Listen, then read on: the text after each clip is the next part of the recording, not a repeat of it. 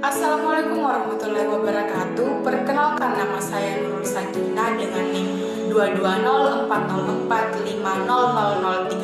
kelas PK1C Prodi Bimbingan dan Konseling jurusan Psikologi Pendidikan dan Bimbingan Fakultas Ilmu Pendidikan Universitas Negeri Makassar. Nah, pada video kali ini saya dedikasikan untuk memenuhi ulangan akhir semester mata kuliah Profesi Kependidikan yang diampuh oleh Ibu Dr. Armida SPD MSI dan Ibu Nurwahyuni Ningsih Ibrahim SPD MPD. Materi pada bab pertama adalah strategi pengembangan profesi kependidikan. Nah, yang pertama adalah pengertian guru profesional. Guru profesional adalah orang yang memiliki kemampuan dan keahlian khusus dalam bidang perguruan sehingga ia mampu melakukan tugas dan fungsinya sebagai guru dengan kemampuan yang maksimal. Yang kedua adalah pengembangan guru sebagai profesi. Nah, pengembangan guru sebagai profesi dapat dikembangkan melalui berikut ini. Yang pertama yaitu sistem pendidikan, sistem penjaminan mutu, sistem manajemen, sistem remunerasi, dan sistem pendukung. Nah, yang selanjutnya adalah tujuan dan fungsi pengembangan guru profesional. Yang pertama adalah tujuan yaitu untuk kebutuhan menemukan cara-cara membantu staf pendidikan dalam rangka pengembangan pribadinya secara luas. Nah, yang selanjutnya yaitu fungsi profesional guru. Fungsi profesional guru adalah sebagai acuan sistem untuk melaksanakan kegiatan penelitian dalam jabatan yang cocok bagi guru. Nah, yang selanjutnya adalah strategi pengembangan profesi guru. Yang pertama yaitu pendidikan dan pelatihan seperti belajar jarak jauh, program magang, kemitraan, sekolah, dan lain-lain. Yang kedua adalah pendidikan non-pendidikan seperti diskusi masalah pendidikan, seminar, penelitian, dan lain-lain. Materi pada bab kedua adalah rasional tantangan profesionalitas. Nah, yang pertama adalah apa itu profesionalitas? Profesionalitas berasal dari kata profesi yang artinya suatu bidang pekerjaan yang ingin atau yang akan ditekuni oleh seseorang. Nah, yang kedua adalah seperti apakah guru profesionalitas?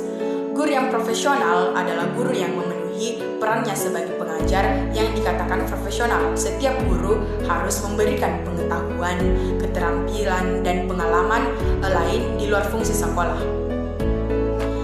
Yang ketiga adalah tantangan profesionalisme guru dalam pembelajaran. Nah, adapun tantangan profesional guru dalam pembelajaran, yang pertama adalah tantangan pendidikan di era perubahan. Yang kedua adalah tantangan eksternal dalam dunia pendidikan. Nah, materi pada bab 3 yaitu jenis-jenis profesi dan tugas serta tanggung jawab profesi kependidikan. Yang pertama adalah pengertian profesi kependidikan. Nah, profesi kependidikan adalah suatu kegiatan atau pekerjaan sesuai dengan keahlian yang diberikan atau yang diajarkan kepada peserta didik agar bisa berperan aktif dalam hidupnya sekarang dan yang masa akan datang. Yang kedua adalah jenis profesi kependidikan. Jenis profesi dalam bidang pendidikan dibagi menjadi dua, yaitu tenaga pendidik dan tenaga kependidikan. Menurut Undang-Undang Sistem Pendidikan Nomor 20 Tahun 2003 yaitu adapun jenis-jenis profesi kependidikan. Yang pertama yaitu tenaga pendidikan dan yang kedua yaitu pendidik. Nah, yang ketiga adalah tugas dan fungsi profesi kependidikan. Yang pertama yaitu tugas dan fungsi tenaga pendidikan seperti kepala satuan pendidikan, kepala sekolah, rektor, tata usaha, perpustakaan, dan lain-lain. Yang kedua adalah pendidik seperti guru, dosen, konselor, dan lain-lain. Nah, materi yang selanjutnya adalah pada bab 4 yaitu etika profesi kependidikan. Yang pertama adalah pengertian etika profesi kependidikan. Nah, etika profesi keguruan dapat diartikan sebagai ilmu yang mempelajari tentang perbuatan baik harus dilakukan oleh guru dan melaksanakan pekerjaan sebagai pendidik profesional. Sebagai filsafat etika profesi keguruan memberikan pengetahuan secara mendalam mengenai perbuatan baik yang harus dilakukan oleh guru ketika menjalin hubungan dengan dirinya, dengan peserta didik, dan juga rekan sederajat, dan juga dengan masyarakat. Yang kedua adalah tujuan dan fungsi kode etik profesi kependidikan.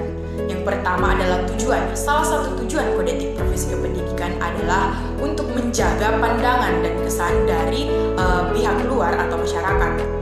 Yang kedua adalah fungsi. Nah, fungsi adanya kode etik adalah untuk menjaga kreativitas dan nama baik guru dalam menyandang status pendidik. Yang ketiga adalah pengembangan etika profesi kependidikan. Ada dua pengembangan pendidikan. Yang pertama adalah pengembangan sikap selama pendidikan prajabatan dan pengembangan sikap selama dalam jabatan.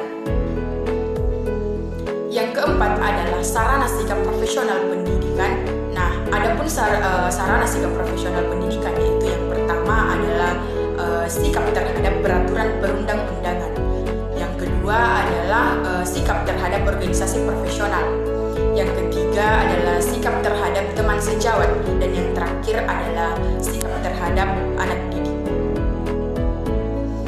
Nah, yang selanjutnya adalah materi pada bab 5 yaitu pemanfaatan teknologi sesuai dengan bidangnya. Yang pertama yaitu pemanfaatan teknologi informasi untuk meningkatkan kualitas dan efektivitas pendidikan. Secara garis besar, pemanfaatan teknologi informasi dalam proses pendidikan ada beberapa, yaitu yang pertama yaitu manajemen sistem informasi, yang kedua e-learning, yang ketiga media pembelajaran, dan yang keempat adalah pendidikan life skill. Yang kedua adalah kemajuan teknologi untuk meningkatkan kompetensi guru. Nah, guru harus mampu berinovasi atau berkreasi dalam pemanfaatan teknologi, menerapkan teknologi baru dalam pendidikan. Suasana belajar menjadi sangat menarik dan tidak membosankan. Selain itu, guru juga dapat menggunakan teknologi baru seperti PowerPoint dalam proses pembelajarannya, menggunakan audio, video, dan audiovisual dan serta teknologi lainnya untuk meningkatkan kualitas pembelajaran. Nah, yang selanjutnya adalah dampak positif dan negatif teknologi dalam pendidikan. Yang pertama yaitu dampak positif. Salah satu dampak positif teknologi dalam pendidikan yaitu terpenuhinya fasilitas pendidikan secara cepat. Contohnya dalam pembuatan soal. Nah, yang kedua adalah dampak negatif teknologi dalam pendidikan. Salah satu dampak negatif teknologi dalam pendidikan yaitu seringnya siswa atau mahasiswa seringkali mengakses sesuatu di internet. Maka dikhawatirkan bila mereka memanfaatkan apa yang ada di teknologi namun tidak menggunakannya dengan optimal. Nah, yang selanjutnya adalah materi pada bab 6 yaitu landasan prinsip, teori, dan isu terkini profesi kependidikan. Yang pertama adalah landasan profesi kependidikan. Nah, ada dua landasan profesi kependidikan. Yang pertama adalah Pancasila yaitu sebagai sumber nilai pendidikan, dan yang kedua adalah Undang-Undang Dasar Republik Indonesia tahun 1945. Contohnya dalam Undang-Undang Dasar Nomor 2 tahun 1989 tentang Sistem Pendidikan Nasional. Yang selanjutnya adalah teori profesi kependidikan. Ada 4 teori profesi kependidikan. Yang pertama adalah pendidikan klasik, yang kedua adalah pendidikan pribadi, yang ketiga adalah pendidikan teknologi, dan yang terakhir adalah pendidikan interaksional. Nah, materi yang ketiga adalah isu-isu profesi kependidikan. Nah, adapun isu-isu profesi kependidikan yaitu peningkatan kesejahteraan biasanya diikuti dengan perubahan gaya hidup. Kini pemerintah telah meningkatkan kesejahteraan guru, dan guru pun diharapkan dapat memberikan layanan terbaik kepada para siswa dan mahasiswanya. Tetapi kurangnya komunikasi yang terjalin dengan baik antara guru orang tua pun menimbulkan potensi kesalahan pemahaman antar keduanya. Nah, yang selanjutnya adalah materi pada bab 7 yaitu manajemen sekolah. Yang pertama adalah pengertian manajemen sekolah menurut James J.R.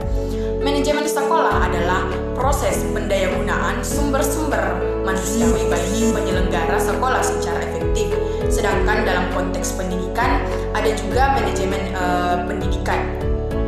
Nah, menurut Ali Imran, manajemen pendidikan adalah proses penataan kelembagaan pendidikan dengan melibatkan sumber potensial yang baik bersifat manusia maupun yang bersifat non-manusia guna mencapai tujuan pendidikan secara efektif dan efisien. selanjutnya adalah tujuan dan fungsi manajemen sekolah. Yang pertama adalah tujuan manajemen sekolah. Salah satu tujuan manajemen sekolah adalah untuk meningkatkan efisiensi penggunaan sumber daya dan penguasaan staf. Yang kedua adalah fungsi manajemen sekolah. Nah, salah satu fungsi manajemen pendidikan di sekolah adalah untuk merencanakan cara dan langkah-langkah mewujudkan tujuan program sekolah. Nah, yang selanjutnya adalah pengertian kepemimpinan dan pemimpin. Nah, pengertian kepemimpinan itu sendiri adalah kekuasaan untuk mempengaruhi seseorang baik dalam mengerjakan sesuatu atau tidak mengerjakan sesuatu. Bawahan dari pemimpin dan bukan dengan jalan menyuruh atau mendorong dari belakang. Sedangkan pemimpin adalah orang yang tugasnya memimpin, dan kepemimpinan adalah bakat atau sifat yang harus dimiliki seseorang pemimpin. Nah, yang selanjutnya adalah rencana pengembangan sekolah. Nah, rencana pengembangan sekolah atau RPS merupakan salah satu wujud dari salah satu fungsi manajemen di sekolah yang amat penting dan harus dimiliki sekolah untuk dijadikan sebagai panduan dalam menyelenggarakan pendidikan di sekolah, baik untuk jangka panjang seperti 20 tahun atau jangka menengah yaitu 5 tahun maupun jangka pendek yaitu berdurasi 1 tahun. Nah, yang selanjutnya adalah tahap-tahap penyusunan rencana pengembangan sekolah. Adapun tahap-tahap penyusunan rencana pengembangan sekolah, yang pertama adalah melakukan analisis lingkungan strategi sekolah. Yang kedua, melakukan analisis situasi untuk mengetahui situasi-situasi pendidikan sekolah saat ini. Yang ketiga adalah memformulasikan pendidikan yang diharapkan di masa mendatang. Dan yang selanjutnya adalah mencari kesenjangan antara butir 2 dan butir 3, dan masih banyak lagi yang lain. Nah, yang selanjutnya adalah materi pada bab 8 yaitu supervisi pendidikan. Yang pertama yaitu pengertian supervisi. Nah, supervisi pada dasarnya adalah upaya untuk meningkatkan mutu pendidikan dan pengajaran dengan ditunjang oleh unsur-unsur seperti guru, sarana dan prasarana kurikulum, sistem pengajaran dan penilaian. Yang kedua adalah tujuan dan fungsi supervisi pendidikan. Yang pertama adalah tujuan supervisi pendidikan yaitu membangkitkan dan merangsang semangat guru dalam dan pegawai sekolah dalam menjalankan tugasnya masing-masing dengan baik.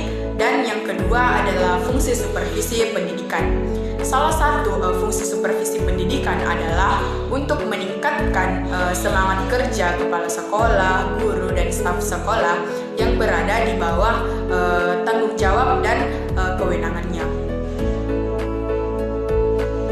Yang selanjutnya adalah ruang lingkup supervisi pendidikan. Ada 3 ruang lingkup supervisi pendidikan. Yang pertama adalah unsur personal dan unsur material. Yang selanjutnya adalah prinsip supervisi pendidikan. Ada 4 supervisi pendidikan. Yang pertama yaitu prinsip ilmiah, yang kedua prinsip demokratis, yang ketiga prinsip kerja, dan yang terakhir prinsip konstruktif dan efektif. Nah, yang selanjutnya adalah model supervisi pendidikan. Ada 4 model supervisi pendidikan. Yang pertama adalah model konvensional, model ilmiah, model klinis, dan yang terakhir model artistik. Yang selanjutnya adalah sasaran dan pendekatan supervisi pendidikan. Adapun sasaran supervisi pendidikan adalah sasaran secara umum dan sasaran secara khusus. Sedangkan pendekatan supervisi pendidikan yaitu pendekatan langsung dan kolaboratif dan pendekatan tidak langsung. Nah, yang selanjutnya adalah teknik pendekatan dalam melaksanakan supervisi. Teknik supervisi yang bersifat kelompok yaitu pertemuan orientasi bagi guru-guru, rapat guru studi, kelompok antar guru, diskusi, workshop, dan tukar-menukar pengalaman. Nah, yang selanjutnya adalah undang-undang supervisi pendidikan. Ada beberapa undang-undang supervisi pendidikan. Salah satunya adalah pada Undang-Undang Sisdiknas 2003 mengenai pengawasan mempunyai bab khusus yaitu bab X1X pasal 66 dan masih banyak lagi undang-undang mengenai supervisi pendidikan. Materi selanjutnya adalah pada bab 9, yaitu organisasi pendidik dan tenaga kependidikan. Yang pertama adalah pengertian profesi. Organisasi profesi adalah suatu wadah perkumpulan atau orang-orang yang memiliki satu keahlian khusus yang merupakan ciri khas dari bidang keahlian tertentu. Dikatakan ciri khas oleh karena bidang tersebut diperoleh bukan secara kebetulan dan sembarangan orang, tetapi diperoleh melalui suatu jalur khusus. Nah, yang selanjutnya adalah jenis organisasi kependidikan. Ada beberapa jenis organisasi pendidikan. Yang pertama adalah Persatuan Guru Republik Indonesia atau PGRI. Yang kedua adalah Ikatan Sarjana Pendidikan Indonesia atau ISPI. Yang ketiga adalah Ikatan Tugas Bimbingan Indonesia atau ITB. Dan masih ada beberapa jenis-jenis organisasi kependidikan lainnya seperti yang kita lihat pada PPT berikut. Nah, yang selanjutnya adalah peranan organisasi profesi kependidikan. Menurut Ikatan Konselor 2008 bahwa organisasi profesi pada umumnya berpegang pada apa yang disebut tridharma organisasi profesi, yaitu yang pertama adalah ikut serta mengembangkan ilmu dan teknologi profesi. Yang kedua adalah meningkatkan mutu pelayanan kepada sasaran layanan, dan ketiga menjaga kode etik profesi. Yang selanjutnya adalah materi pada bab 10, yaitu bimbingan dan konseling. Sebelum itu, pengertian bimbingan dan konseling.